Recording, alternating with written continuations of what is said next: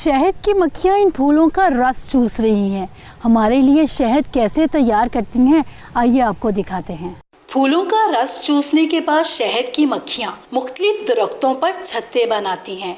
इन छत्तों से शहद हासिल करना खतरों का खेल है। हमारे कैमरामैन ने भी एहतियाती लिबास पहना, लेकिन वही हुआ जिसका डर था। शहद की मक्खियों ने हमला कर दिया। मुंह से ना उतारें आप,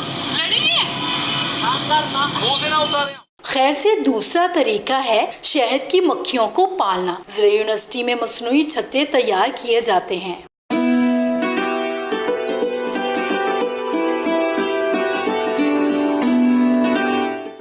छत्ते को मलका मक्खी कंट्रोल करती है, अंडे देती है, जबकि वर्कर मक्खियां रस चूस कर लाती हैं और शहद बनाती हैं। हजारों फूलों का रस सिर्फ चंद कतरे शहद पैदा करता है। शहद की मक्खियां पॉलिनेशन के जरिए फसलों, फलों और सब्जियों की पैदावार में इजाफा भी करती हैं। फार्मर को भी यही पैगाम देते हैं, यहाँ हम ट्रेनिंग भी कर रहे हैं कि ज़्यादा से ज़्यादा आप इन हनी बी को अपने घरों में रख लें, ठीक है, जहाँ पे फार्मिंग कम्युनिटी है, जहाँ पे उनके बागात हैं, बागातों में एटलीस्ट जो है वो कम से कम 5 डब्बे रखें। माहिरीन कहते हैं हनी बी कम होने से ज़रूरी पैदावार 20% तक कम हुई है।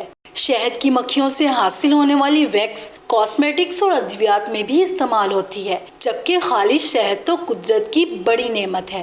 तो फिर आप भी शहद की मक्खियाँ पालें, पैसा कमाएं और खालिश शहद खाएं।